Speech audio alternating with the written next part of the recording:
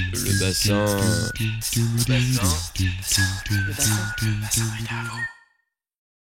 Bonjour Myriam. Bonjour Pascal. Bienvenue pour ce 6e numéro de Le Bassin est à vous, cette émission qui nous permet de vous retrouver chaque semaine depuis un endroit différent, depuis une ville différente du bassin d'Arcachon. Et ce soir, Myriam, on est où? On est à Andernos-les-Bains. Oui, et alors tu sais Pascal, cette ville, elle n'est pas toute jeune, en plein avenir certes, mais il y a des vestiges gallo-romains qui ont été retrouvés, très importants. Et puis on sait aussi que ça a été peuplé il y a plus de 10 000 ans. Il y a plus de 10 000 ans. Oui. Alors heureusement pour lui, Jean-Yves Rosada n'était pas encore maire d'Andernos il y a 10 000 ans. Mais il est notre invité ce soir, il est le premier magistrat de cette ville depuis 2014. Et il va nous faire un peu mieux découvrir sa ville et puis aussi découvrir, Myriam, quelques-uns des talents d'Andernos aujourd'hui et quelques-uns de ses entrepreneurs les plus dynamiques. Oui, alors certes on est à Andernos, mais on est surtout dans un lieu absolument magnifique, tout neuf, parce que ça a à peine un an. C'est un hôtel 4 étoiles et c'est l'Anderenis. L'Anderenis Hôtel qui nous accueille aujourd'hui. Et pendant que tu vas rejoindre nos invités Oui. et Jean-Yves Rosada à la table de l'émission, eh bien moi je vais justement aller à la rencontre de Damien Reynaud, qui est le directeur de ce boutique hôtel 4 étoiles qui a ouvert donc le 13 septembre dernier à Andernos-les-Bains. Bonsoir Damien. Bonsoir. Merci de nous accueillir aujourd'hui. Je vous en prie, avec plaisir. Alors je le disais, un 4 étoiles à Andernos, c'était pas forcément un projet tout à fait attendu, et on va voir pourquoi, mais d'où est né ce projet? Qui est-ce qui en a eu l'idée? Je crois que l'un des deux propriétaires, Ludovic, est andernosien. Exactement, oui. Il est né ici, il a grandi ici. Et après avoir parcouru un peu le monde dans ses différents postes, il s'est posé à Paris, où il a créé avec son associé Laurent Noiret l'entreprise Paris Autrement, dans le tourisme. Et au fur et à mesure des années, l'entreprise a grandi et Ludovic a toujours rêvé d'avoir son hôtel. Oui. Il a eu vent de la vente de la maison qu'il y avait ici auparavant. Et ils se sont positionnés dessus, ça a pris du temps, ils ont été très patients. Et voilà. Et puis ensuite, le projet Landerenis était né, était lancé. Alors c'est un projet qui me rappelle un peu quelque chose, ces projets coup de cœur, ces projets qu'on porte pendant des années avant de les réaliser dans l'endroit où on a nos racines. Aujourd'hui, ça existe depuis le 13 septembre dernier. Une quinzaine de chambres, c'est ça? 15 chambres, exactement. 15 chambres, oui. Un bar, des chambres qui donnent sur le bassin, 7 d'entre d'autres elles, sur oui. cette piscine, etc. Exactement. Est-ce que vous êtes ouvert à l'année? Nous sommes ouverts à l'année, exactement. Oui, toute l'année. Le bar est également aussi ouvert à la clientèle extérieure de l'hôtel, pour les Andernosiens, pour la clientèle locale. Et nous accueillons tous les soirs avec plaisir, à partir de 18h et jusqu'à 22h. Alors comment on fait vivre un hôtel ici à l'année, avec, on sait, évidemment un bassin d'Arcachon qui est plus fréquenté en haute saison et pendant les vacances qu'à certaines époques en novembre ou en février. C'est qui votre client type? Est-ce que vous avez réussi à identifier un petit peu, même si c'est la première saison, le client type de l'Anderenis? Le client type de l'Anderenis, enfin, hors saison ou en saison? Dites-moi déjà celui de la saison. La saison, c'est un couple, nous n'avons que des chambres doubles. Oui. C'est un couple, à peu près la cinquantaine. Leurs enfants ont souvent déjà pris leur envol, et avec des situations confortables. Et ils viennent prendre du plaisir et se reposer ici au bord du bassin d'Arcachon. Et hors saison, je suppose qu'on vit surtout avec les séminaires. On vit avec les séminaires, on vit avec les commerciaux. Oui. Il y a quand même beaucoup d'entreprises tout autour du bassin d'Arcachon. Et donc les commerciaux viennent et passent une nuit, 2 nuits chez nous. Et puis après les week-ends, et forcément, dès que le soleil revient sur le bassin d'Arcachon, le Bordelais vient avec grand plaisir ici. Alors le Bordelais, est-ce qu'il y a aussi des clients étrangers? Est-ce qu'il y a des touristes venant d'Europe qui viennent jusqu'à Andernos? C'était prévu. Voilà, on a évidemment cette problématique du confinement. Mais nous avons eu, oui, effectivement, des clients suisses, des clients belges, des clients britanniques, des Italiens, des Espagnols. Ils viennent. D'accord, donc Andernos aujourd'hui est connu au niveau européen et l'Anderenis peut être effectivement une terre d'asile, on ne peut plus agréable Je le souhaite. Pour nos clients étrangers qui veulent découvrir le bassin. Alors aujourd'hui, est-ce que les Andernosiens se sont aussi appropriés le lieu? De plus en plus. En tout cas, la partie bar, bien sûr, parce que oui. je suppose qu'ils ne viennent pas dormir à l'hôtel.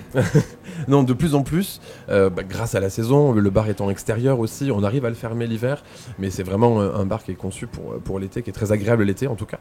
Nous faisons des soirées le vendredi soir, nous accueillons un DJ, ce week-end c'est une DJette qui vient, Et en communiquant sur les réseaux sociaux, ça vient de plus en plus et les réservations tombent de tous les vendredis soirs pour venir ici.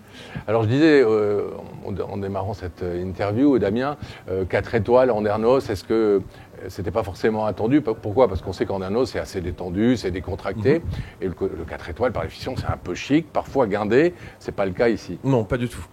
Non, c'est pas du tout ce que nous avons souhaité. Le 4 étoiles, c'est important et puis c'est aussi une attente des clients actuellement d'avoir une qualité de service avec la technique du service qui est impeccable, mais avec un savoir-faire aussi humain et un savoir-être surtout qui est très important et décontracté. Nous sommes aussi en bord de plage, ce qui permet aussi un peu plus de décontraction par rapport aux clients, de les appeler par leur prénom s'ils le souhaitent, et que ça se passe comme ça, qu'on passe une semaine ou 10 jours ensemble en toute tranquillité et en toute décontraction. On sort de cette très délicate période du confinement qui a été évidemment redoutable, notamment pour l'industrie du tourisme, l'hôtellerie, la restauration. Vous faites une belle saison comme beaucoup d'établissements sur le bassin d'Arcachon, heureusement. Quels sont les principaux projets pour la rentrée? Les principaux projets pour l'arrière-saison, honnêtement, qui marchent très bien sur le bassin d'Arcachon le mois de septembre. Et puis faire aussi le bilan de cette première saison et voir ce que l'on pourra améliorer l'année prochaine en lisant les commentaires clients et en écoutant ce que les clients nous disent tous les jours. En tout cas, merci de nous accueillir ici. On est très heureux de découvrir ce bel établissement, cette décoration très pensée. Je sais que c'est un des 2 associés qui Tout à fait, monsieur Bermond. Oui, tout à fait, exactement. Et vous avez participé un petit peu aussi? Un petit peu, par-ci par-là. J'ai quelques touches par-ci par-là lorsque nous construisions l'hôtel avec Ludovic, justement. Alors, on va découvrir un autre lieu de l'hôtel. C'est le lobby où est installée Myriam avec nos invités. Je vais la rejoindre tout de suite. Oui, Pascal. Et juste le temps que tu viennes jusqu'à nous, on va découvrir une première pause musicale avec Simon Prévost. Simon fait partie d'un trio qui s'appelle Timeless Trio, mais n'oublions pas, on est dans un 4 étoiles, on ne voulait pas déranger les clients aujourd'hui en pleine journée, donc il est venu tout seul, et donc il va nous interpréter son premier morceau, une reprise de Neil Young, Old Man.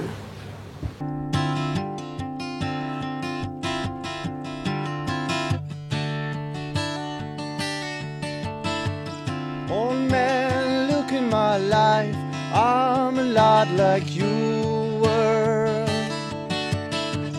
Old man, look in my life, I'm a lot like you were.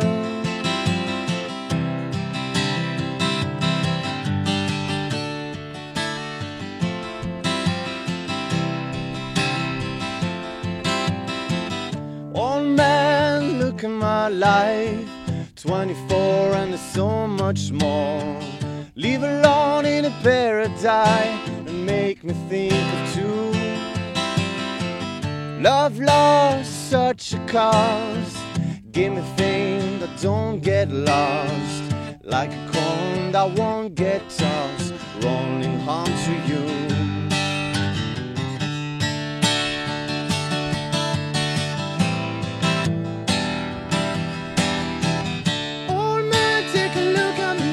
I'm a lot like you. I need someone to love me to hold it through. I won't look in my eyes and you can tell that's true.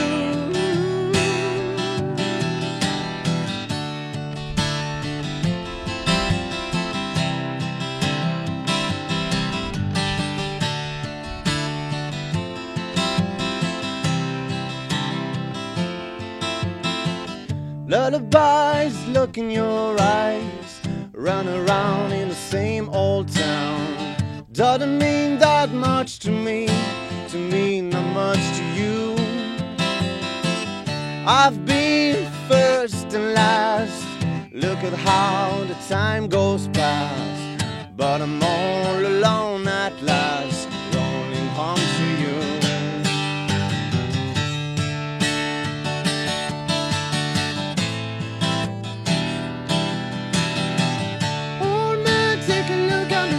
I'm a lot like you.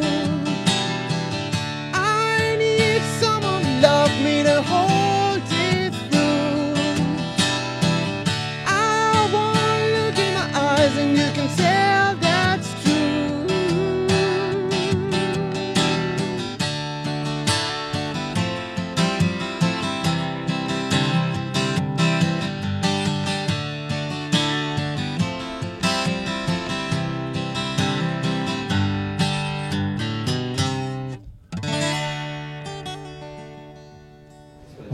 Merci de votre fidélité à notre émission. Vous êtes de plus en plus nombreux à regarder chaque semaine Le Bassin est à vous, où que nous soyons sur le bassin d'Arcachon. Et aujourd'hui, on est dans un bel endroit du bassin d'Arcachon. Pas forcément le mieux connu, mais on va essayer de vous le faire découvrir un peu plus. Justement, c'est Andernos-les-Bains. On a le plaisir de recevoir le maire de la ville, Jean-Yves Rosazin. Merci d'être avec nous, Jean-Yves. Merci de m'avoir invité. Merci, monsieur le maire. Alors, d'être là d'abord avec nous, de nous avoir consacré un peu de temps. Un hôtel 4 étoiles sur Andernos, c'est chic, non? C'est nouveau en tout cas. C'est nouveau, il n'y en avait pas. Mais sachez qu'il y avait un crucial déficit en hôtellerie. Le fait que ce soit a fortiori un hôtel de qualité, de confort, justifie pleinement la satisfaction que l'on a devant cet investissement. Alors, Andernos est une ville dynamique. Jean-Yves, on va le découvrir au long de l'émission et on va le découvrir tout de suite en recevant le président, le PDG de l'une des entreprises les plus importantes de la ville. Elle a été créée ici, c'est Laurent Rambla. Bonjour Laurent. Bonjour Laurent. Merci de m'avoir invité. Avec grand plaisir. Laurent, donc la première entreprise que vous avez eue, c'est Andernautique, donc installée ici à Andernos. Vous avez démarré en quelle année? J'ai racheté cette entreprise qui appartenait à une éminence d'Andernos, qui était Jacques Mallet, Oui. qui avait une aura sur tout le bassin qui était importante. Et comme il arrivait à l'âge de la retraite, à 76 ans, il a voulu passer la main, et puis il s'est trouvé que j'étais là, par le jeu des relations, etc. Et donc j'ai repris cette entreprise en 2003. D'accord. Alors vous dirigez donc aujourd'hui les chantiers navals du bassin d'Arcachon, cette entreprise qui est présente ici à Andernos, mais aussi à Arcachon, à Biscarros. J'avais une SS2I avant, société de services informatiques. D'accord, donc vous êtes complètement reconverti. Ah oui, complètement, oui, parce qu'en fait, je faisais beaucoup de voile depuis l'âge de 12-13 ans. Et puis à un moment, il arrive un moment où il faut changer de cap. Vous connaissez bien ça, vous? Oui. Et il s'est trouvé que j'ai eu un enfant handicapé. On avait une grosse boîte informatique qu'on avait montée avec 4 actionnaires. Et il s'est trouvé que j'ai eu un enfant handicapé. Et ça, notre couple a changé sa direction et a décidé de faire autre chose, quoi. Parce qu'élever un enfant handicapé à Paris, c'est pas possible. Bien sûr. Donc on a pris une autre petite famille, on a débarqué ici, moi le premier avec un gros break et puis à l'intérieur des matelas pneumatiques, des casseroles pour démarrer pour voir si ça allait bien marcher. Et puis en 2004, fin 2004, on avait redressé l'entreprise de Jacques et puis la famille a rappliqué et puis après on s'est développé. Alors vous étiez d'abord installé dans une petite rue d'Andernos, pas du tout sur le port.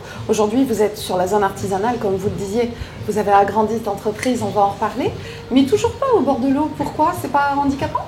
Alors ça, si vous êtes du bassin d'Arcachon, vous devez connaître les prix de l'immobilier au bord de bassin. Et là, vous comprendrez tout de suite qu'une société nautique ne peut pas s'implanter sur le bord de l'eau. C'est pas possible. En tout cas, c'est pas simple, oui. C'est même pas possible parce que le prix des terrains est exorbitant et les rentabilités des sociétés nautiques ne permettent pas d'investir là-dedans. Par contre, on peut investir dans des zones et puis après on adapte l'outil de production. C'est une question de travail collaboratif avec nos collaborateurs. Alors vous parlez de rentabilité, vous avez plusieurs métiers au sein de cette entreprise. Absolument. Il y a le rôle de concessionnaire, de vente de bateaux neufs, il y a l'occasion, il y a la réparation. Aujourd'hui, quelle est la part de chacune de ces activités dans l'économie de Si on parle globalement du groupe, il pèse aujourd'hui 8 millions, 9 millions en fonction des années. Si on sort alors c'est pas énorme comme chiffre d'affaires par rapport à d'autres sociétés, mais par contre dans le nautisme, c'est 30 personnes, Oui. c'est 30 familles qui en vivent. Et aujourd'hui, la vente, c'est 60% de l'activité et le technique, c'est 40% de l'activité. Sachant que ces 40% ont une rentabilité qui permet de faire l'ensemble. Sur la vente, c'est pas ça qui est le plus rentable, parce qu'on est comme un concessionnaire de voitures. On achète, on revend, on fait des reprises, etc.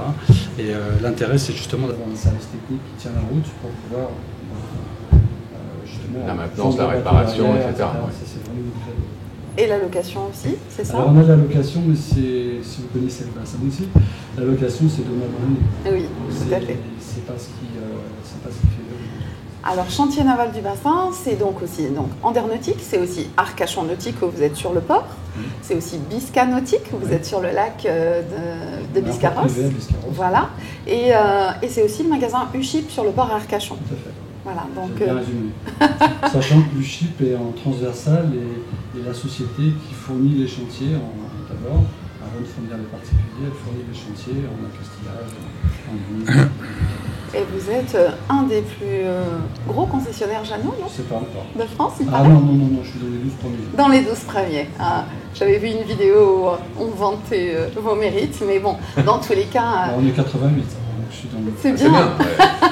Je suis en première ligne. c'est bien, c'est bien. Jean-Yves Rosana, cette entreprise, c'est sans doute une des entreprises importantes de la ville. C'est important pour vous d'essayer de les garder ici et d'éviter, par exemple, qu'ils partent à Biscarros ou mettre le siège à Biscarros ou à Arcachon. Oui, mais bien sûr, mais en termes d'entrepreneuriat, je suis toujours extrêmement libéral et je considère que même si une municipalité peut vouloir encourager, infléchir des politiques, c'est quand même, on le sait tous, malgré tout, de la volonté de celui qui décide de faire que dépendent les choses. Bien sûr. Effectivement, la hantise qu'ont pu avoir, notamment qu'a pu avoir l'équipe précédente municipale à l'époque, c'était de voir l'entreprise de Jacques Mallet, qui était un fleuron, en tout cas de notoriété sur le bassin, disparaître parce que les temps étaient durs, parce que les choses se passaient pas si bien que ça. Et la grande satisfaction, c'est de voir arriver Laurent Rambla, reprendre, alors là, comme il le dit, on ne savait pas qui arrivait là, quelle était cet ovni qui débarquait sur Andernos.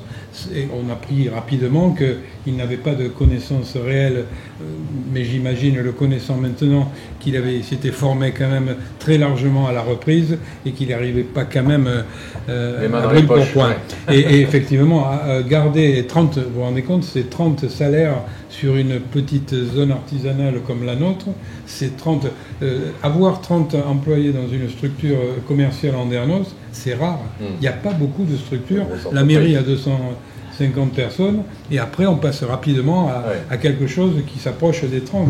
C'est une grosse entreprise pour nous et le fait que des salaires soient maintenus, en plus de la façon dont les choses sont gérées de manière extrêmement humaine, et ça je me permets de le dire par Laurent Rambla parce que c'est son essence et c'est sa façon de travailler. Ça m'intéresse aussi que des entreprises puissent se mettre à l'image de ce que j'imagine devoir être utile pour développer une âme, un sentiment d'une ville. Je trouve qu'il s'intègre complètement, cette entreprise s'est intégrée admirablement à l'esprit andernosien.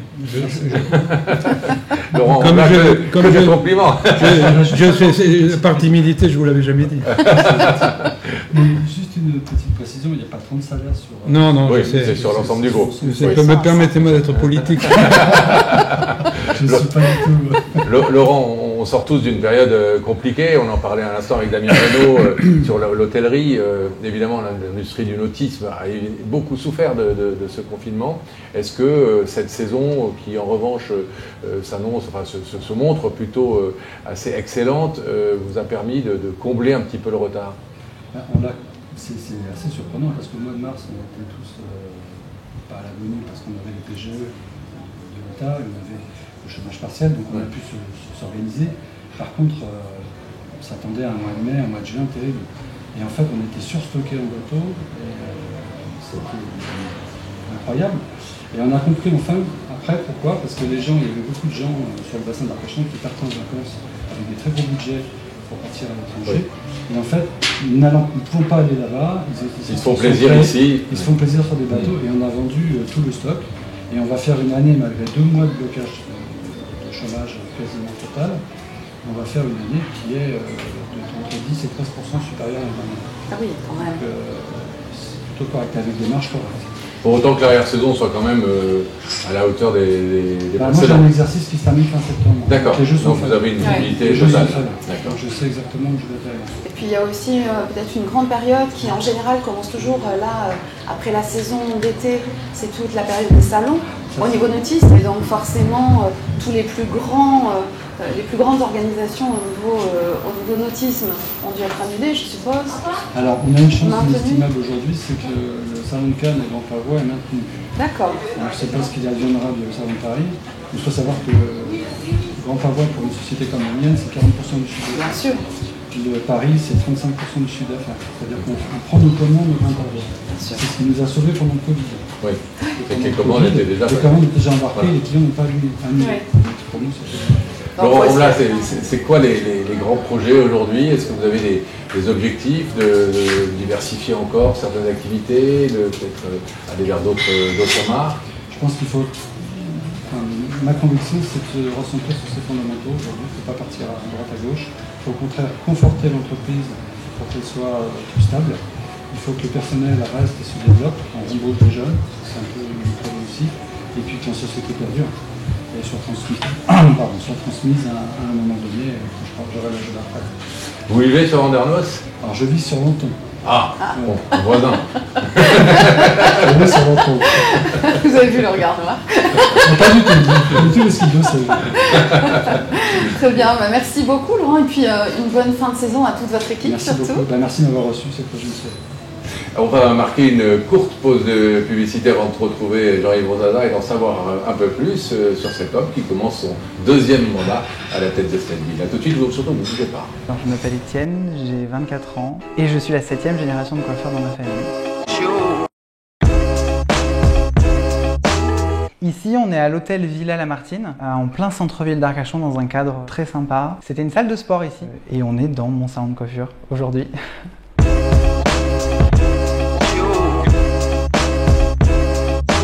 Ouais, le coiffeur psychologue, ouais, ça arrive. On est le confident aussi, hein. On a le temps, on est assis, surtout dans ce cadre-là dans lequel aujourd'hui j'évolue, où je reçois quand même sur mesure ma clientèle, où j'ai du temps et je prends le temps et ça j'y tiens.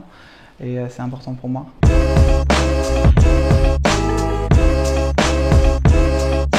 Je coiffe hommes, femmes et enfants. Salon mixte.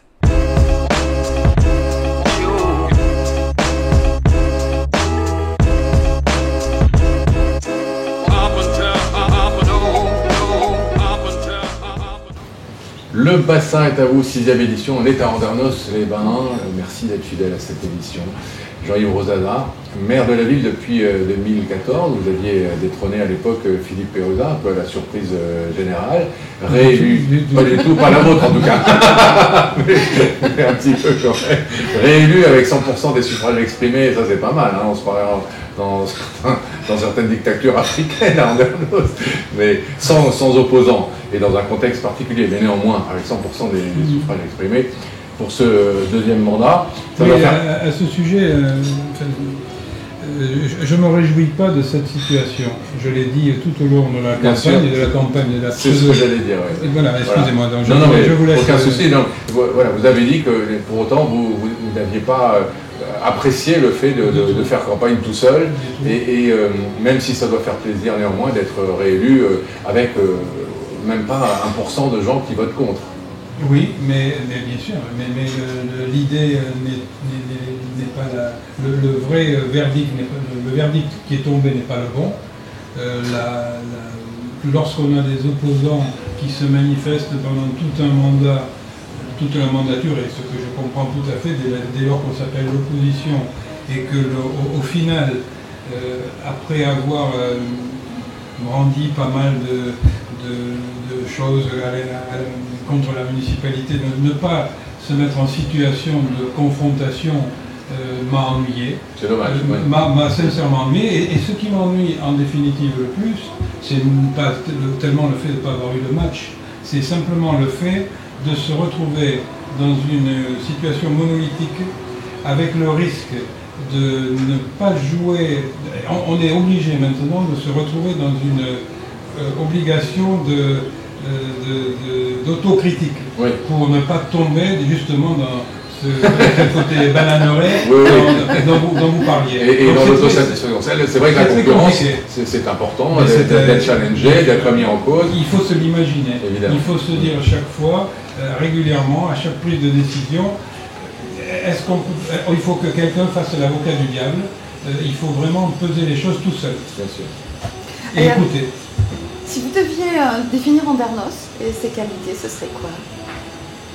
Avec des adjectifs? Oui, par exemple. Alors, je pense que c'est simplicité, c'est un calme relatif. C'est quelque chose de calme, c'est quelque chose de simple, c'est quelque chose d'assez serein, assez apaisé. Et le fait de... Et malgré tout, ce que la connotation nouvelle depuis quelques années, c'est que c'est sérieusement, alors que ça avait pu être à un moment donné un risque de devenir banlieue-les-Bains, ce n'est pas le cas. C'est une petite ville qui fonctionne à l'année, c'est une ville où on a vu les commerces de la rue piétonne ne plus être ouverts. Ils étaient ouverts qu'en saison, c'est plus le cas. Rester ouvert à l'année. Tout ça fait que... Mais c'est aussi des choix. Alors quand je dis qu'au niveau économique, une municipalité n'est pas le véritable levier, mais elle est celle qui peut être quand même aider, instigatrice. Quand vous décidez, les choses importantes se passent au centre-ville, quand vous le décidez de manière forte, on en parlera peut-être pour le cinéma par exemple, qui avait eu d'autres possibilités. Quand vous décidez que vous mettez un cinéma là, c'est pas pour rien. C'est pas que pour le Cinoche, c'est pour ce que ça déploie. Bien sûr, parce que ça draine comme quand un marché nouveau va être fait de manière forte, c'est pour le redéploiement. Donc c'est une petite ville qui fonctionne pas mal. Calme, sérénité, mais aussi un vrai dynamisme. Moi qui vis dans une commune voisine, à l'année maintenant, j'ai cette chance. Je viens beaucoup en Andernos parce que c'est vrai que c'est toujours vivant, quelle que soit la période de l'année. On trouve toujours ce dont on a besoin. Et en plus, c'est devenu une petite ville qui doit maîtriser, en faisant très attention, à la fois son cadre général, son environnement, son cadre architectural, son cadre... Oui, mais là, vous savez que il faut appeler les choses par leur nom. Cette loi scélérate de loi Duflot, je ne dis pas la loi Allure, moi je dis Duflot pour bien donner les responsables, qui autorise sur votre commune, comme sur la mienne, comme sur toutes les autres, des divisions de parcelles extrêmement désagréables, qui prônent l'élévation à la plus... C'est pas bon ça. C'est très difficile pour un maire de lutter contre ça. C'est terriblement difficile. Et on n'a pas tous les... Même si on peut user de certains artifices de recul, on n'a pas tous les outils pour on n'a pas tous les outils. Et souvent, ce qui est intéressant, c'est que c'est par la compréhension verbale d'un promoteur, la compréhension d'un particulier qui comprend qu'il ne faut pas foutre les choses en l'air, on arrive souvent... plus qu'en interdisant. Bien sûr. Souvent. Alors, c'est à peu près 12 000 habitants, Andernos, aujourd'hui, 12 000 et avec une proportion non négligeable de plus de 60 ans. C'est quoi aujourd'hui le projet de Raymond Zana pour faire rester les jeunes à Andernos? Faire rester les jeunes, c'est pas ce que j'entends par... C'est pas les loger. C'est trouver du boulot. C'est leur trouver du boulot. C'est trouver du boulot. Et ça, c'est très compliqué. On n'a pas un territoire du Nord-Bassin qui va générer du travail pour tous les jeunes qui sont nés ou qui y vivent. Donc après, il y a un problème sérieux d'habitat. Pour loger quelqu'un, même jeune ou pas jeune, c'est la croix et la bannière. Il y a un plan d'habitat, un plan habitat qui doit se mettre en place le plus rapidement possible à l'échelle de l'intercommunalité, qui aussi traîne en longueur cette histoire. Mais garder les jeunes, il faut savoir que les jeunes iront là où se trouve le travail. Si la jeunesse d'un pays ou d'un territoire doit apprendre à s'exiler dans des conditions qui sont loin d'aller visiter le vaste monde, c'est pas non plus gravissime de partir et de savoir qu'on a des racines et qu'on reviendra. Il ne faut pas non plus se mettre en situation de considérer qu'on est né là et qu'on restera là. Mais néanmoins, lorsqu'on insuffle chez les jeunes, chez des 20-30 ans, l'idée de leur faire comprendre qu'avec un boulot qu'il faut davantage valoriser, manuel, d'artisan, leur montrer qu'il y a un pouvoir d'achat justement de toutes ces personnes qui sont là, qu'il y a une véritable possibilité de s'installer dans l'artisanat. Je crois beaucoup à l'artisanat et dans un dernier secteur du centre artisanal où sont situés les chantiers de Laurent Rambla, on va essayer de dégager une zone pour favoriser la favoriserait les plantations de structures, un village des artisans. Et je suis persuadé qu'il y a matière à développer. Si chaque petit artisan prend 3 à terme, parce que ça marcherait, 3 employés, on a 50 boulots. Alors on verra un exemple tout à l'heure justement de créatrice qui s'est lancée ici à Andernos, et c'est vrai que cette ville peut permettre à des jeunes de rester. Vous le disiez tout à l'heure, en permettant aussi à des commerces de rester ouverts à l'année, là aussi on crée de l'emploi forcément un peu pérenne, et on donne des opportunités.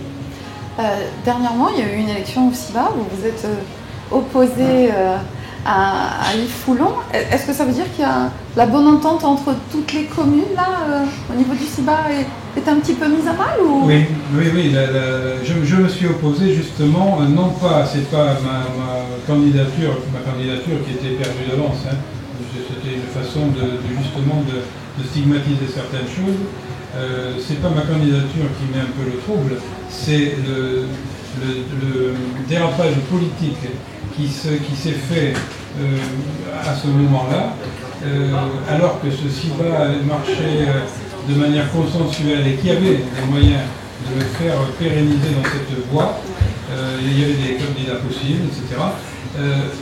C'est plutôt ça qui va mettre à mal certainement le CIBA, mais dont j'espère quand même que pour l'essentiel, le CIBA est une sacrée institution. C'est quelque chose de sérieux, avec des techniciens extrêmement compétents. On rappelle aux personnes qui nous regardent, que le CIBA, c'est le syndicat intercommunal du bassin d'Arcachon, et que ça gère à la fois toute la problématique ô combien importante de l'assainissement, du traitement des eaux, etc., mais aussi la problématique du développement touristique, de la communication autour de la marque bassin d'Arcachon. Donc ce n'est pas rien. Voilà. Il y a 2 volets, il y a d'autres volets. Hein. Il y a maintenant il y a d'autres prises de compétences, il y a l'érosion, il y a le pluvial maintenant qui n'est pas le moindre des soucis. Mais je pense que, donc moi j'ai totalement confiance dans les techniciens du CIBA pour arriver à maintenir la qualité de leur service. Par contre, je demande, et ça a été l'une de mes...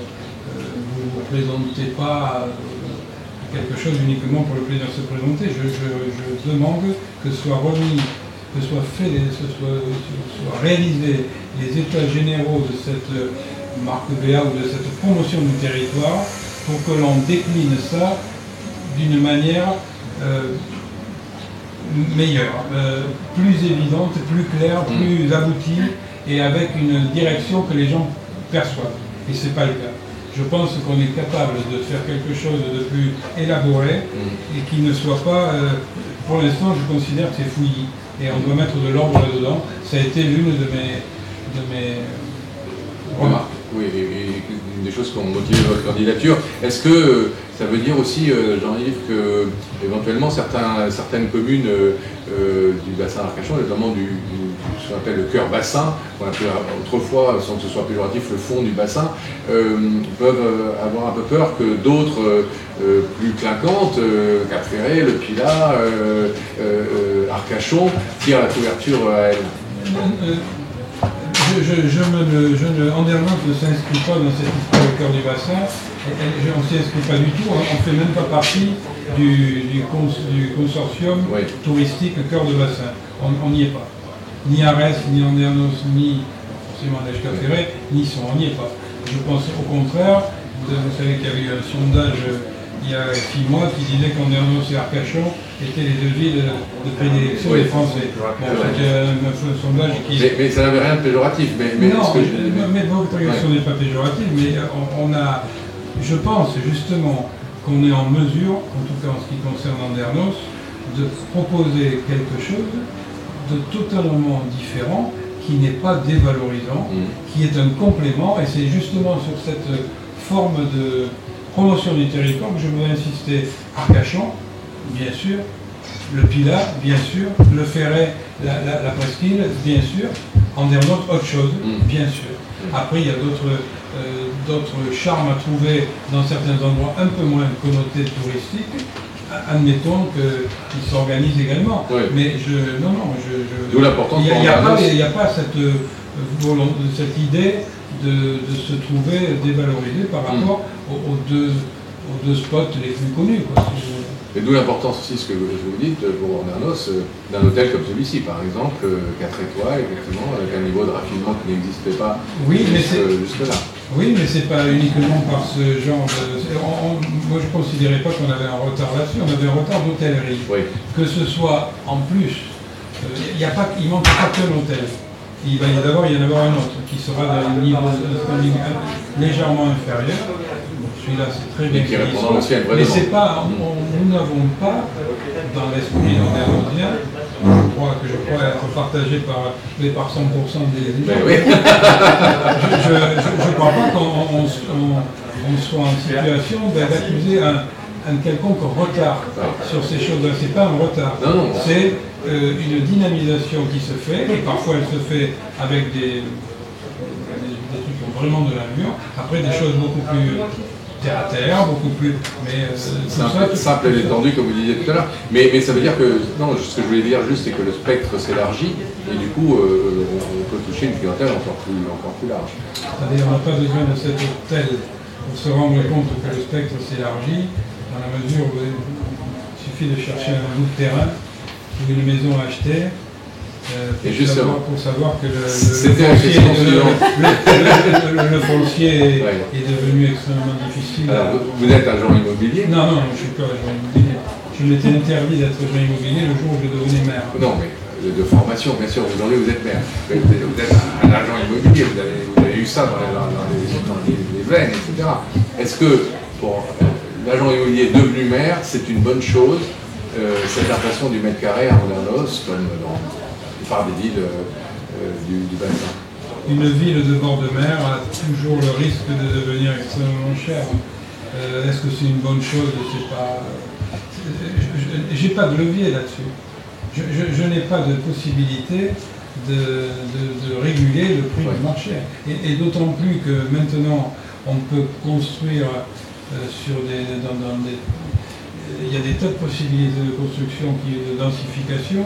Des gens ne se occupent même pas d'un achat au mètre carré. C'est un emplacement qu'ils ont besoin, et sur cet emplacement, ils vont construire quelque chose de démesuré par rapport à l'assiette du terrain. Bon, non, on n'a pas d'emprise. Est-ce que c'est une bonne chose? Je ne peux pas répondre à ça. Moi, ce serait une bonne chose si on avait des possibilités de loger des gens de manière, des gens de niveau de revenus différents.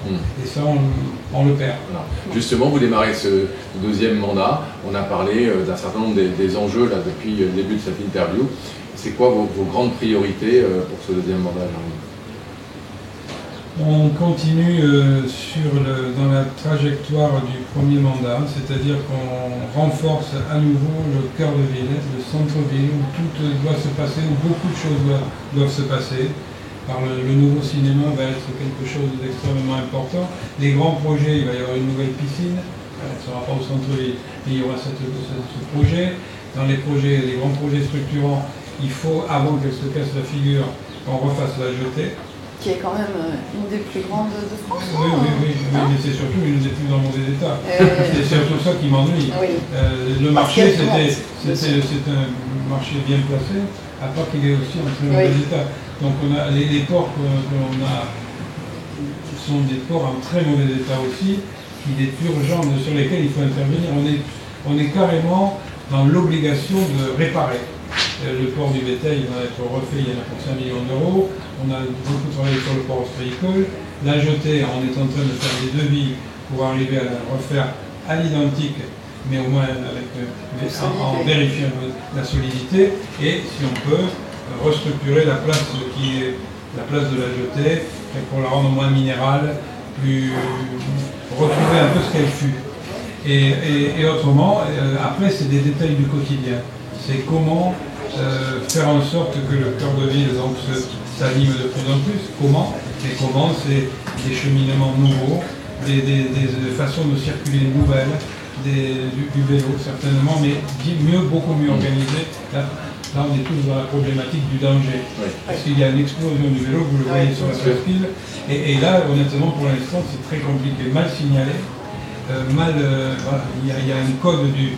Je pense qu'on est dans l'obligation au niveau du territoire du bassin d'Arcachon de considérer que le vélo c'est parti. Oui. C'est une Ça y est, c'est rentré dans le mœurs. Il n'y a pas des ballons, il n'y a pas des montées, c'est plat, il y a tout pour faire du vélo. Donc il faut améliorer ces choses-là et en tirer, il faut plus de rack à vélo, il faut plus de... Voilà, il faut qu'on soit... Et après on essaie toujours de... Il y a toujours la problématique de loger du monde. Alors là, loger du monde, c'est parfois essayer de dégager une zone, mais c'est à nouveau très compliqué. On ne peut pas faire d'étalement urbain. Comment fait-on pour loger les gens si on ne veut pas non plus Donc c'est très compliqué. Et puis il y a le domaine culturel, l'aspect culturel sur lequel on insiste à notre niveau.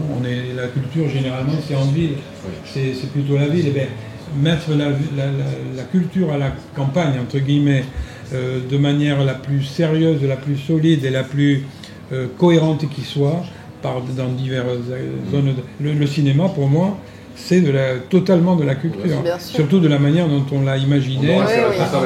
On aura les responsables. Surtout de la manière dont on l'a imaginé.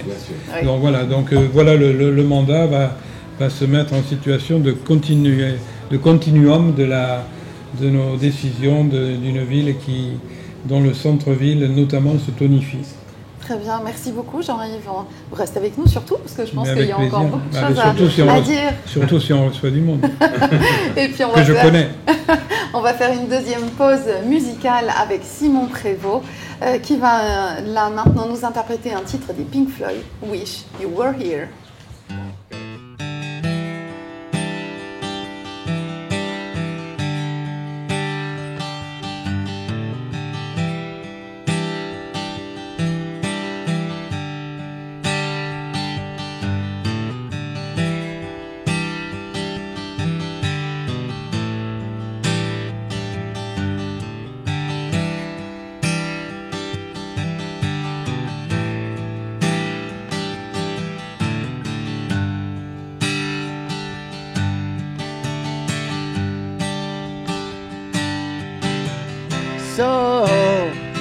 So you think you can tell heaven from hell, blue skies from pain? Can you tell a greener field from a calm steel rail, a smile from a veil? Do you think you can tell? Did it get you to trade your heroes for ghosts, hot ashes for trees, hot air for a cool breeze, the call to comfort for change? Did you exchange or walk on board in a war for leaves rolled in a cage?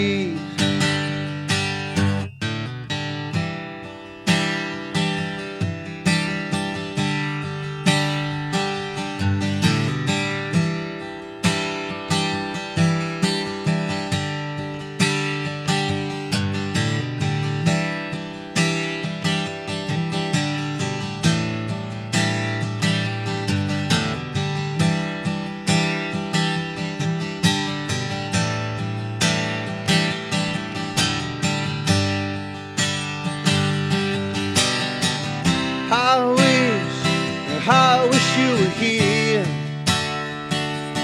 We're just two lost souls swimming in a fishbowl, year after year, running over the same old ground, and how we found the same old fears. I wish you were here.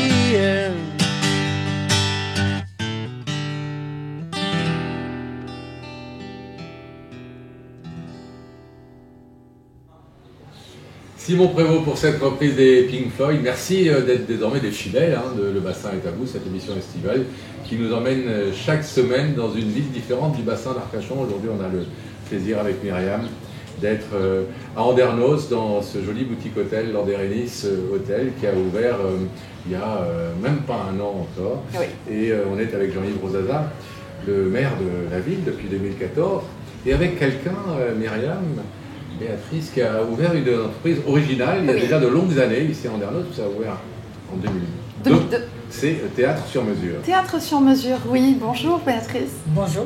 Alors, théâtre sur mesure, c'est quoi? Alors, certes, du théâtre, mais pourquoi sur mesure? Il y a vraiment des choses particulières. Oui, alors du théâtre, mais pas que. Oui. D'abord, il faut savoir que nous sommes une entreprise, un CRN, organisme de formation avant tout, D'accord. qui utilise le théâtre comme support pédagogique.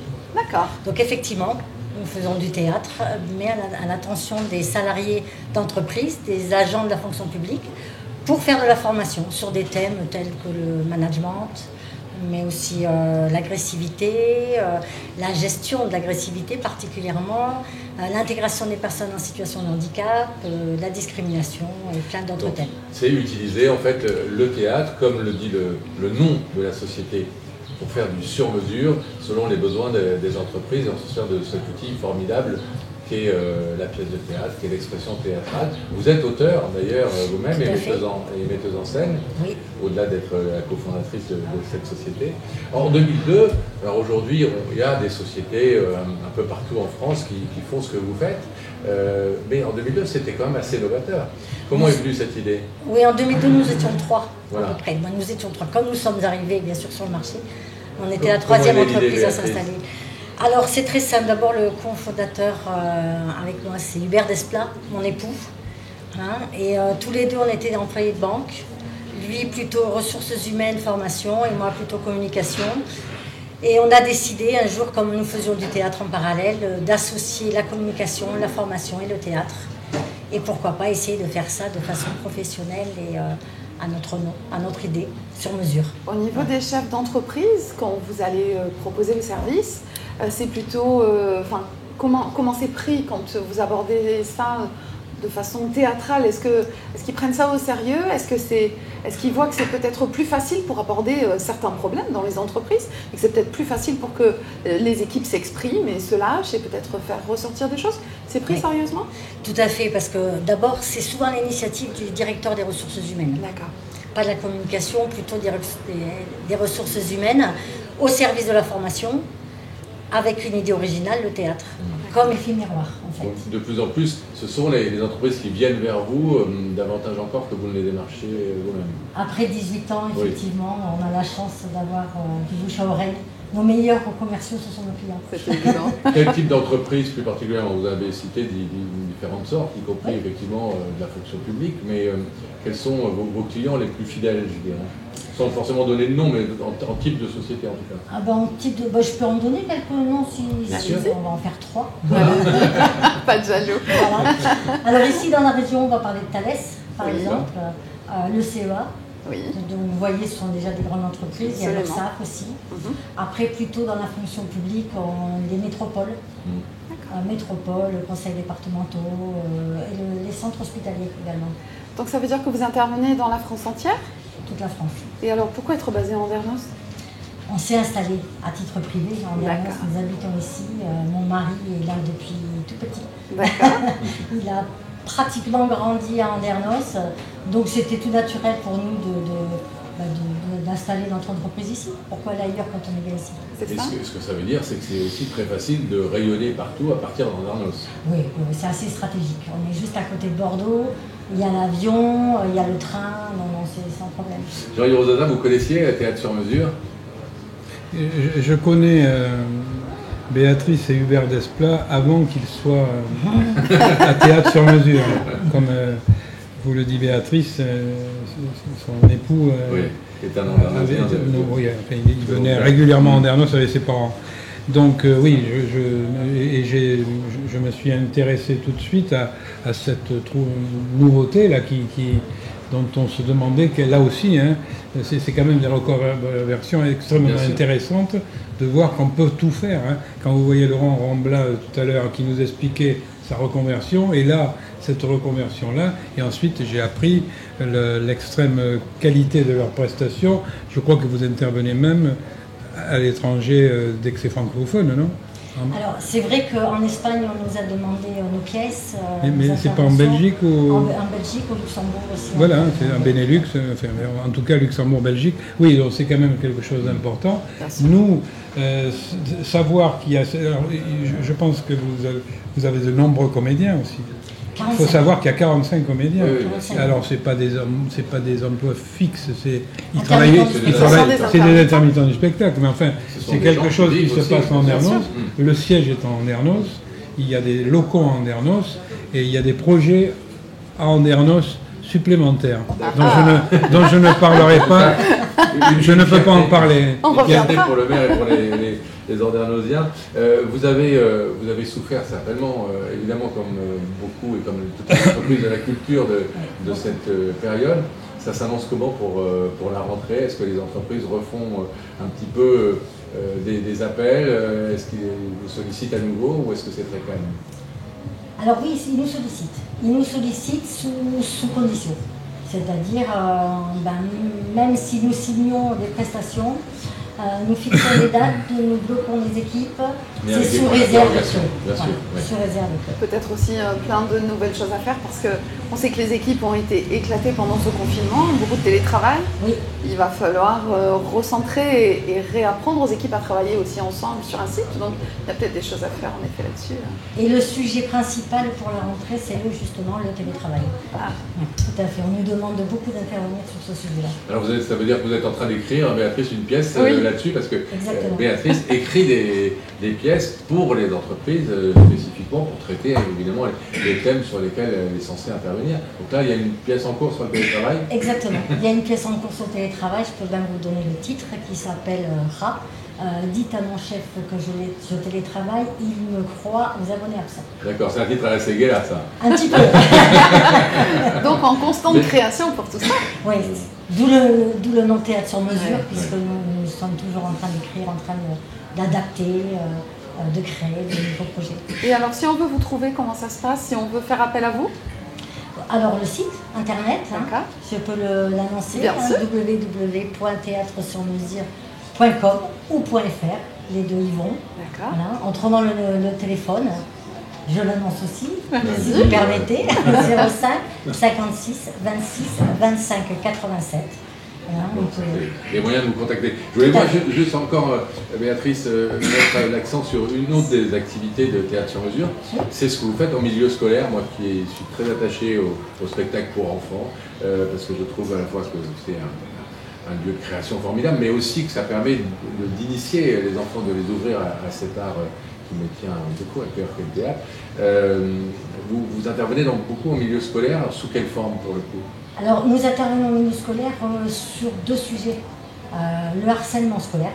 Voilà, on intervient avec un formateur de comédiens qui vont dans le collège, le lycée, quelquefois primaire, mais plutôt CM1, CM2, pas plus petit. Okay, avec donc 3-4 scénettes de théâtre sur mesure, bien entendu, écrites sur le thème du harcèlement scolaire. On amène des éléments pédagogiques. On explique un peu aux enfants ce qu'est le harcèlement, comment ça se passe, quelles sont les victimes, quels sont les harceleurs et les témoins. Les témoins ont un rôle très très important dans le harcèlement. Et nous intervenons aussi sur le handicap, l'intégration des enfants handicapés. Des enfants handicapés dans le milieu scolaire. Dans le milieu scolaire, pour que les enfants puissent avoir un autre regard sur le handicap. Et quel est l'accueil des enfants par rapport à ce type d'intervention en général? Alors plutôt pour le handicap, c'est assez ouvert. Je suis à chaque fois surprise de voir que les enfants ont beaucoup de connaissances sur le sujet. Plus peut-être que les adultes d'ailleurs. Ouais. Et puis c'est beaucoup plus facile pour eux de parler du handicap. Il y a moins de tabous que les adultes. En revanche, sur le harcèlement, malheureusement, on sent que ça secoue pas mal d'enfants et on sent qu'il y a encore beaucoup d'enfants qui subissent du harcèlement sans pouvoir mettre un nom dessus, ça, malheureusement. Merci Béatrice de toutes ces explications sur Théâtre sur mesure. Encore une entreprise qui œuvre dans le domaine de la culture et aussi de la formation et qui est basée à Andernos. Vous voyez combien la ville est dynamique, même si elle existait déjà il y a 10 000 ans, comme le disait Myriam en préambule de cette émission, mais voilà, elle est toujours là. Oui. On a bien noté, moi je pense qu'au sein de l'équipe de Le Bassin est à vous, il va peut-être falloir faire un peu de formation. Pas de prise de parole en public, vous n'en avez pas besoin. Non, on va faire écrire une pièce par Béatrice là, pour gérer avec notre producteur vénéré. Oui, le Big Boss. Voilà, avec le Big Boss. Allez, on va changer un petit peu de registre. D'habitude, tu as toujours des bracelets, toi? Mais ils sont là, regarde, tu vois. Tu vois? Ah oui. C'est pas, tu trouves pas ça très masculin? C'est plutôt... Si, je trouve ça justement très joli. T'es plutôt un homme à bijoux, tu aimes bien? Un homme à bijoux, je dirais pas ça, mais tu sais, longtemps on a eu pour seul bijou possible des montres, et puis il y a eu tout d'un coup on a pu porter des bracelets sans que ça paraisse saugrenu, donc voilà, c'est vrai que les enfants m'en ont offert, ma compagne m'en a offert aussi. Moi je trouve ça très joli. Avec plaisir. Et si on parle de pierres semi-précieuses, ça te parle ou pas? Ça t'inspire? Mais bien sûr, il y en a que j'adore d'ailleurs, que j'adore offrir. Il y en a une que j'aime beaucoup, c'est le Larimar, qu'on trouve notamment en République dominicaine. Tu vois, je suis vachement branché. Pourquoi tu parles de tout ça? Bah, écoute, parce il y a un propos. Ah oui, voilà, c'est une transition. J'aime beaucoup aussi les pierres semi-précieuses. Et puis on reçoit aujourd'hui avec nous une créatrice, une jeune créatrice de bijoux, mais pas que. Karine Boissière. Karine Boissière, oui, de Tic Tic Création. Tout à fait. Alors c'est quoi Tic Tic Création? Expliquez-nous. C'est un joli nom déjà. Oui, tout à fait. N'est-ce pas? Tic Tic, c'est donc ma petite entreprise que j'ai créée en 2019, qui a 2 pendants, effectivement. J'ai une partie bijoux, donc avec des créations en gold filet et en pierre fine, donc comme vous voyez. Oui, parce qu'on dit plus trop pierre semi-précieuse, c'est ça qu'il faut dire pierre fine? Oui, pierre fine ou pierre gemme, d'accord. je veux dire. Et j'organise également des pauses créatives auprès du jeune public. J'interviens notamment à la médiathèque d'Andernos sur des ateliers couture et d'autres ateliers à venir. Donc vous apprenez aux gens à faire des bijoux et à faire à créer en fait. Voilà, à créer plutôt. Les poses créatives sont assez variées. Et sur ces poses-là, j'ai vu qu'il y avait aussi beaucoup de choses qui étaient prévues en duo, adulte-enfant. Oui. Vous y tenez beaucoup. Enfin, moi, je trouve ça intéressant parce qu'aujourd'hui, c'est vrai qu'on a tendance à les mettre devant les tablettes, devant les téléphones, devant la télé. Et je pense qu'il y a un vrai manque de partage, de faire plein de choses. Et donc, vous avez justement créé des moments spécifiques pour ça? Oui, ça tout à fait. Dites-nous. Oui, c'est quelque chose qui me tenait à cœur. Alors, je suis moi issue du milieu de l'éducation. J'ai été enseignante en arts plastiques. Puis, encore une reconversion. Encore une reconversion. Puis ensuite, dans la fonction publique territoriale, dans l'animation. Donc, j'ai beaucoup aimé travailler avec les enfants. Et je trouve que c'était très important d'essayer de les recentrer sur quelque chose qui les apaise. Oui. Et le biais de la création était l'idéal, je pense. Et comme moi, j'ai été passionnée de loisirs créatifs depuis toujours, eh bien, j'ai voulu transmettre ces savoir-faire qui sont assez variés. Et donc, oui, ces poses-là, vous avez un atelier, vous avez un lieu où vous vous déplacez dans différentes structures? Je me déplace. Alors, j'ai fait des ateliers dans la boutique Merci Trouille d'Andernos. J'ai également fait des ateliers chez La Fille du Barbu, un restaurant qui se situe sur Arès. Et puis donc, j'interviens dans les médiathèques, celle d'Arès, d'Andernos. Et j'ai également travaillé avec les nanas d'ici. J'organise alors ça c'est des ateliers plus pour les jeunes femmes, enfin pour les femmes, pour qui ont besoin de se poser un peu aussi. Alors revenons à cette création de bijoux, Karine, donc ça date de 2019, vous le disiez. Oui. Comment est venue l'idée? Vous aimiez déjà faire ça? Oui, alors je fais des bijoux depuis assez longtemps. Mais si vous deviez définir l'originalité de Tic Tic par rapport à d'autres créateurs actuels Alors, Tic Tic, c'est quelque chose de c'est des bijoux très minimalistes. Très fins, très minimalistes. C'est pas Toc Toc quand même. Non. Minimaliste. Très épuré. Oui. Et du coup, qui associe ces pierres fines avec le métal qui est le gold filet, donc qui est une base laiton sur laquelle est apposée une couche d'or. Donc qui permet d'avoir une certaine qualité aussi du produit. Comment vous sélectionnez les pierres avec lesquelles vous travaillez? Alors j'avoue que c'est avant tout, la sélection se fait avant tout d'un point de vue esthétique. Dans les couleurs qui vont avec l'air du temps, la mode, les tendances. Et c'est vrai qu'en fonction des clientes, cet été, j'en ai rajouté au fur et à mesure de la saison. Alors on s'est laissé dire avec Myriam en préparant l'émission que vous étiez aussi assez attentive à la dimension écologique, à essayer de recycler des choses, de récupérer. Oui. Alors tout mon stand par exemple a été fabriqué maison, j'ai tout récupéré, j'ai de la nappe de ma grand-mère aux présentoirs qui sont coupés, sciés et assemblés par mes soins. Et mon conjoint qui m'a pas mal aidé aussi. Qui a récupéré aussi votre conjoint? Oui, mais oui, je l'ai retrouvé dans une recyclerie. Le recyclerie de conjoint, vous saviez qu'il y avait... On dirait des recycleries de conjoint. Je note. Allez-y, Karine. Et mais c'est surtout dans les postes créatifs que j'essaye de sensibiliser à la philosophie zéro déchet et à utiliser des matières effectivement qu'on a sous la main. Ici on a de quoi faire avec le littoral, du sable, du bois et on compose avec. Jean-Yves, vous parliez tout à l'heure justement de l'artisanat, de l'importance que ça avait pour vous d'essayer d'attirer aujourd'hui à Andernos des artisans, des créateurs. Vous êtes content que une jeune femme comme Karine se lance dans... Bien sûr, et une fois de plus, je maintiens le fait que c'est qu'une municipalité ne génère pas la volonté, l'action d'une personne, elle la favorise, elle lui facilite la vie si elle peut. De cette manière, c'est ainsi qu'on a créé, dès l'instant où notre place du village, la place du 14 juillet, a été refaite entièrement, on a imaginé tout de suite un second marché de plein air, oui, le dimanche. Il y en avait un le vendredi qui déborde de commerçants, alimentaires, oui, etc. Et puis là, on en a fait un le dimanche, depuis que la place est faite, réservé aux créateurs. Et le dimanche matin, alors j'en parlais tout à l'heure avec Karine, il commence à prendre forme.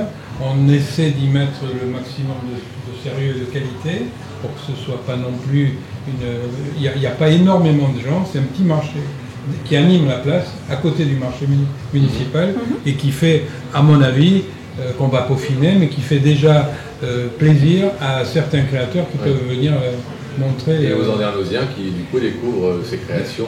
Bien sûr, je pense que c'est voilà une des façons que l'on a pour promouvoir des idées de jeunes qui peuvent se mettre en place au plan local et pour lesquels il faut au moins faciliter l'expansion. Et donc pour vous, Karine, justement, vous faites des marchés, on peut vous retrouver. Où est-ce qu'on peut retrouver tous vos objets, tous vos bijoux? Alors effectivement, on me retrouve sur le marché du dimanche matin, du marché des créateurs. J'expose aussi sur le marché nocturne de Cassis pour la saison. On me retrouve certains jeudis à Cap Golf. Il y a un événement qui est organisé aussi, un marché de créateurs, exactement. Et au petit Mercat sur le marché du Tech. Voilà. D'accord. Et donc, est-ce qu'il y a des endroits, ou des hôtels peut-être, comme celui-ci ou d'autres, qui pourraient prendre aux produits en dépôt-vente? Pas pour l'instant. J'aimerais bien. On ne sait jamais, on va en parler à Damien tout à l'heure. C'est ça. Moi, en tous les cas, j'aime beaucoup. Ça donne des idées? Moi, c'est bien pour mon anniversaire. J'ai entendu parler de ça. Bon, ok, on sait où s'adresser. Alors, merci Karine de nous avoir accueilli. Technique Création, joli petit nom. Et longue vie à cette nouvelle société, une de plus, créée récemment par des gens qui se reconvertissent, qui innovent, qui entreprennent. C'est des gens comme ça et des talents comme ça qu'on essaie de mettre en valeur chaque semaine dans Le Bassin est à vous. On marque une petite pause de publicité parce que nous aussi il faut qu'on vive et on revient tout de suite avec Jean-Yves Rosaza et on va parler cinéma. Bonjour, moi c'est Éric Griset, déménagement Bassin d'Arcachon.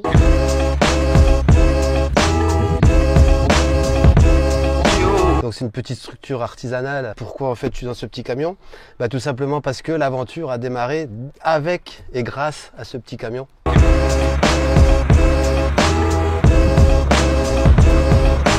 Le service et le respect, la qualité de notre travail. Quand on voit un sourire sur les lèvres des clients, c'est notre plus belle récompense et on espère que ça va durer. On porte un meuble, on porte un carton pour vous accompagner dans ce changement de vie, dans ce changement de cap.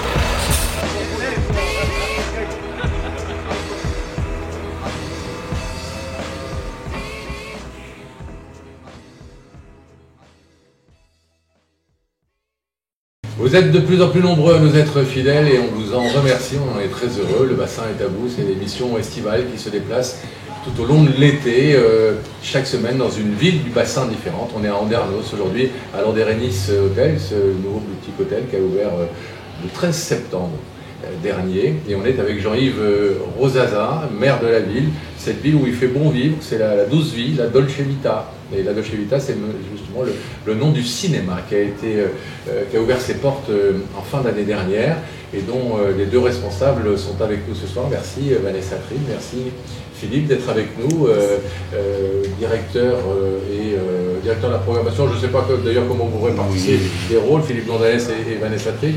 C'est un peu ça, oui. Moi je m'occupe principalement de la programmation et Vanessa plus du commercial et de la communication. Je me donne parfois des conseils aussi de programmation. Animation RH aussi. Et voilà. Alors je le disais, un cinéma qui a ouvert fin 2019. On va parler juste d'abord de l'actualité parce qu'on ne peut pas contourner ça. Les cinémas, je le disais tout à l'heure, la vie culturelle en France et les industries culturelles a éminemment souffert, évidemment, du Covid. Les cinémas encore plus que d'autres. Comment ça se passe aujourd'hui? Vous avez rouvert, Philippe, et dans quelles conditions? Ah oui, alors on n'a pas eu de chance parce qu'on a mis 18 ans à faire le cinéma, on a ouvert et au bout de 3 mois, on a fermé. On a fermé 2 mois, 3 mois presque. 3 mois. 3 mois, voilà. Et là, on a repris le 22 juin, difficilement. Bon, parce qu'on n'est pas trop aidé par le temps déjà, parce qu'il fait très beau. Il fait beau, les gens sont l'océan est à 23, il faut le savoir. Mais c'est climatisé quand même. Comment? Ah oui, c'est climatisé, mais bon, c'est une concurrence déloyale, l'océan, vous savez. Et puis, on a été aussi un peu lâché par les distributeurs qui ne sortent plus de films, en tout cas les distributeurs américains qui attendent des jours meilleurs. Et bon, alors. Moi, ce que j'ai envie de vous entendre dire, surtout Philippe, c'est qu'on peut retourner aujourd'hui au cinéma sans risque. Dans quelles conditions? On a de la distanciation. On a des règles sanitaires à respecter. Voilà. On doit laisser un fauteuil entre les gens ou les groupes de personnes qui viennent au cinéma. On doit porter le masque dans le hall, mais pas dans la salle. On peut le laisser dans la salle une fois qu'on est installé. Voilà, on a tout ce qu'il faut, du gel, enfin on a tout ce qu'il faut pour que les gens soient tranquilles. Bien et dans des conditions tout à fait rassurantes. Myriam, toi tu ne le sais pas parce que tu vis de l'autre côté du bassin, mais nous qui vivons sur le Nord-Bassin, on a attendu mais avec combien d'impatience l'ouverture de ce cinéma, parce qu'on n'avait aucun endroit ici pour aller. Enfin, on avait une salle. Bon, il y avait le Rex. que je fréquentais, bien sûr. Mais au début, était le Rex. Voilà, on n'avait aucun multiplex, on n'avait pas ce que vous avez de l'autre côté. Et tu sais que ça a mis du temps à ouvrir. Et justement, quelle est la capacité de cette salle de cinéma? Expliquez-nous un petit peu. La Dolce Vita, ça comprend quoi et c'est quoi exactement? Parce que c'est pas seulement que cinéma. Alors il y a 4 salles, en tout d'une capacité cinéma de 637 places, mais la grande salle sert aussi de salle de théâtre 16 fois par an à peu près. D'accord. Ce qui pour une ville comme Andernos, c'est déjà pas mal. C'est pas mal, oui en effet. D'avoir la chance de ne pas être obligé d'aller à Bordeaux pour aller assister à un spectacle. Bien sûr. Enfin les spectacles ont pas mal de succès, enfin ça me suffit, on regarde la programmation. Oui, le dernier, c'est le 15 mars, et c'était le jour où on nous a dit il faut fermer, donc il n'a pas eu lieu, mais les 3 premiers ont eu beaucoup de succès. Et on a des salles confortables, modernes, enfin je vous ai vu au cinéma. Oui, bien sûr. Donc vous avez pu constater qu'on a vraiment, à côté du Rex, qui effectivement était très vieillissant, on va dire. Ça avait le mérite d'exister, c'est le cinéma de l'époque, voilà. Mais c'est vrai que pour desservir tout ce mais il fallait se dépêcher, effectivement. On a mis du temps à le faire. Bon, on a eu quelques aléas dans les travaux, comme toujours. On a mis quelques bâtons dans les roues, on va dire, mais on a fini par faire un cinéma en centre-ville, ce qui était notre souhait avec mon associé Jean-Pierre Villa, de VO Cinéma. Et en centre-ville, un emplacement idéal, puisque à 10 minutes à pied, vous avez la jetée, donc vous pouvez aller au cinéma, aller manger une glace à la jetée. Il y a des restaurants pas loin, on a un super outil pour travailler, mais voilà. Bon, ça va revenir. Ça va revenir. Une fois de plus, ce cinéma, son implantation en centre-ville s'inscrit dans la logique d'organisation de la vie ondernosienne. À l'inverse de ce que font certaines villes Bien qui sûr, mettent aujourd'hui bien les multiplex à l'extérieur. Il était impératif pour nous que ce soit là que ça se fasse, avec les possibilités d'y aller à pied, à vélo, en voiture aussi, il y a largement la place de se garer. Et on tenait également, ça a été une de nos... On a été immédiatement en accord, puisque Philippe Gonzalez gérait le Rex, donc c'était naturel qu'il veuille depuis le temps développer. Il nous a sauvé le cinéma sur le Nord-Bassin.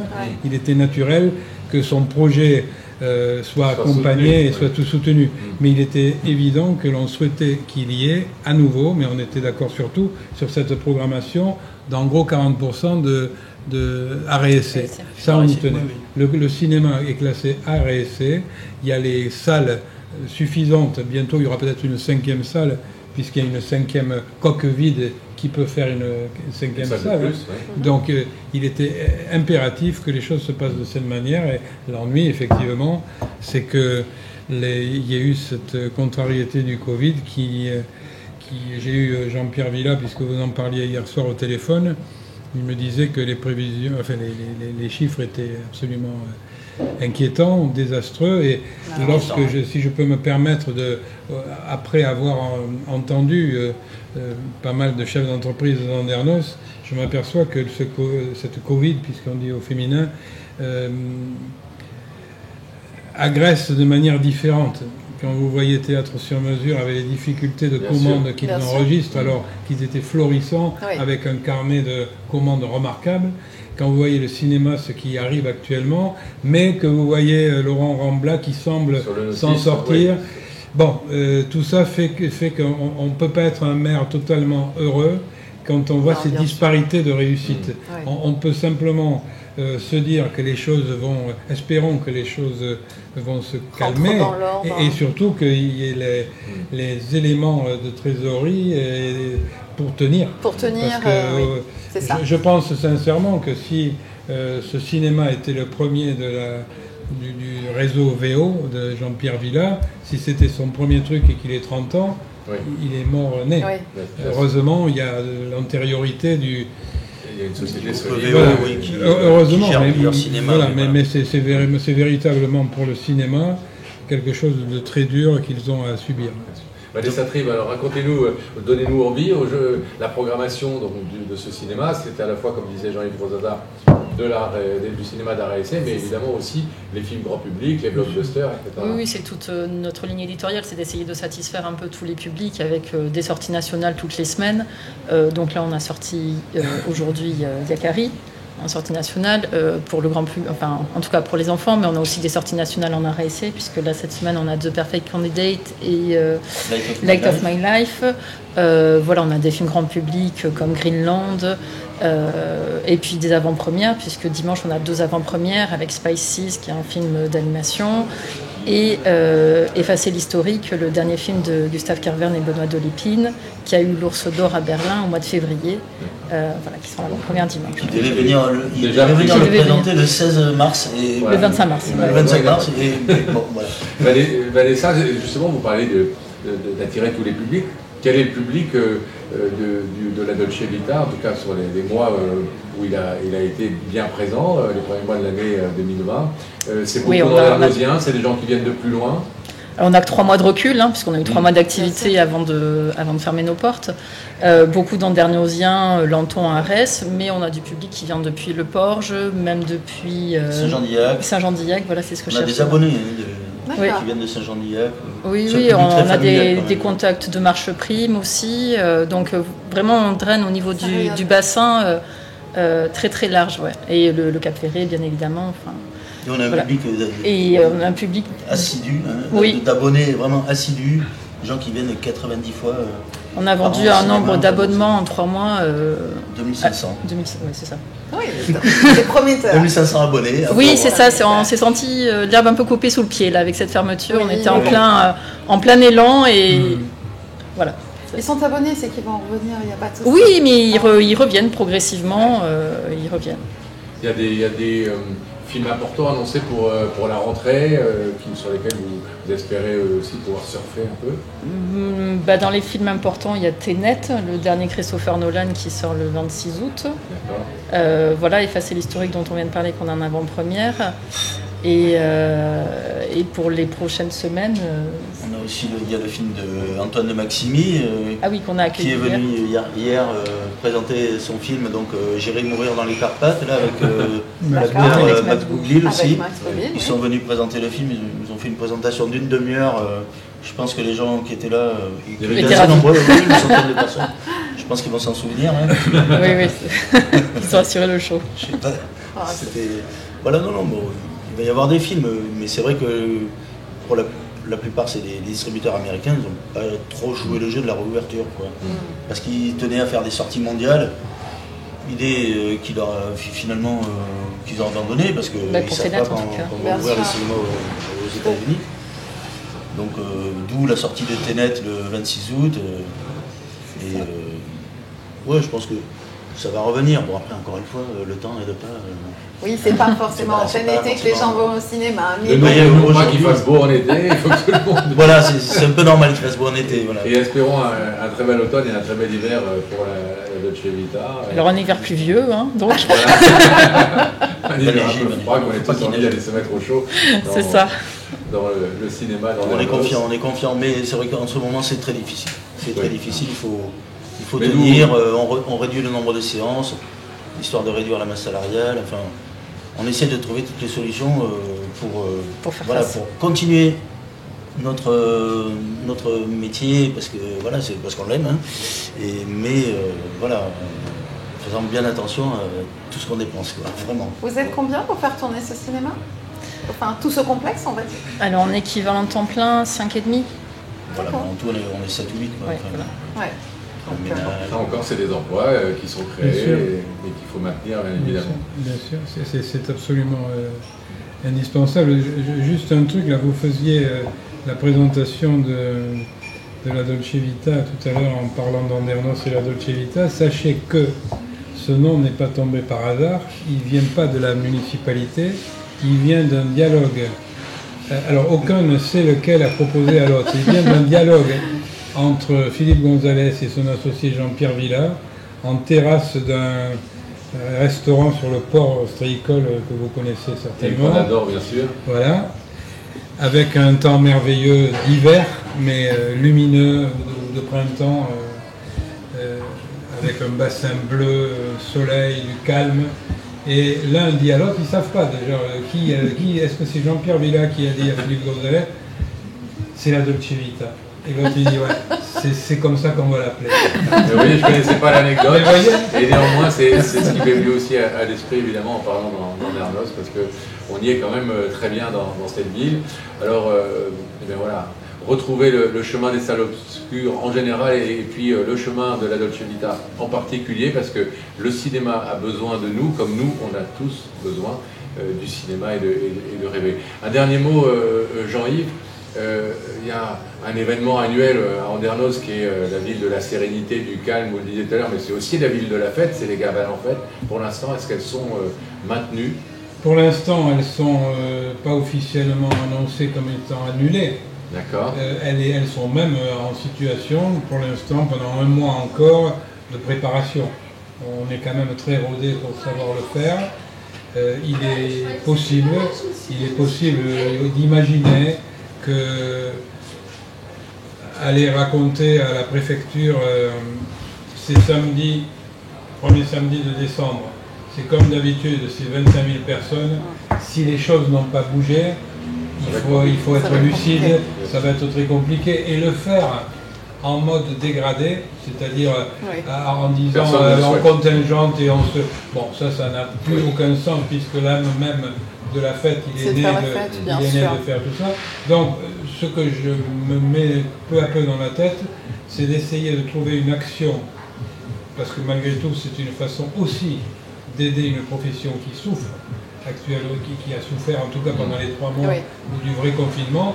On peut peut-être trouver une action de faire en sorte que, si chaque andernosien va acheter une douzaine d'huîtres, même si c'est pas le même jour, mais qu'il fasse l'effort, il faut qu'on trouve un truc pour donner un petit coup de pouce. Un plan B. Il faut trouver un petit plan B de soutien. Oui. Affaire à suivre, en tout cas. Merci Jean-Yves Rodazin. On va conclure cette émission. Oui, c'est toujours très douloureux de se quitter parce qu'on a toujours de magnifiques invités, c'est toujours très intéressant. Mais c'est que pour une petite semaine. Hein. Oui, c'est on va remercier l'hôtel Anderenis, donc ce boutique hôtel 4 étoiles, en plein cœur lui aussi de cette belle ville d'Andernos, et Damien Reynaud, son directeur, puis les propriétaires et fondateurs de l'hôtel, de nous avoir accueillis pour cette émission andernosienne. Merci à Étienne qui a réalisé l'émission, à Manon qui l'assiste et à notre producteur vénéré et big boss, Yann Crabé. Oui, mais avant de nous quitter quand même, on va écouter un troisième titre de Simon Prévost. Juste quelques mots pour présenter un petit peu Simon. Simon, il fait partie donc du groupe Timeless Trio, comme on vous le disait. On est quand même dans un 4 étoiles. On n'avait pas du tout envie de déranger les clients qui sont là. C'est pour ça qu'il est là tout seul. Mais Simon, il était plutôt rock, plutôt métal même. Et puis aujourd'hui, ce qu'il anime, c'est plutôt le folk, le groove, et avec sa guitare et son trio. Mais leur répertoire est très large parce que ça va de Ray Charles à AC/DC. Enfin bon, ça rayonne un peu à tout va. Dans tous les cas, c'est que du bonheur. Je vous invite à écouter ce dernier morceau. Oui, c'est un des morceaux, je crois que c'est mon morceau préféré de Sting que va reprendre Simon, c'est Englishman in New York. Oui.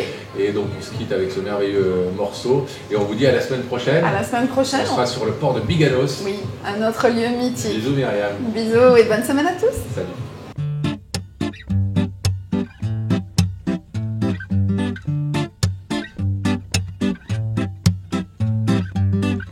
Don't take coffee or tea, my dear. I like my toast done on one side. And you can hear it in my accent when I talk. I'm an Englishman in New York.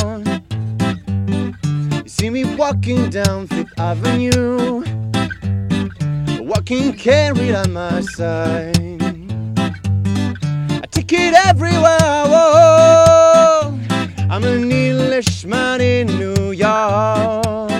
Whoa, I'm an alien. I'm a legal alien. I'm an Englishman in New York.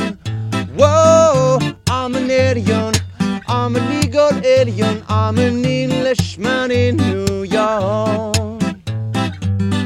If man is naked, man, as someone said, he's the hero of the day. Takes a man to suffer in your own to smile. Be yourself, no matter what they say. Whoa, I'm an alien. I'm a legal alien. I'm an Englishman in New York. Whoa, I'm an alien. I'm a legal alien. I'm an Englishman in New York. Modesty, propriety can lead to notoriety. And you could end up as the only one. Gentleness, sobriety, our error in society, another kind of pride and a soul.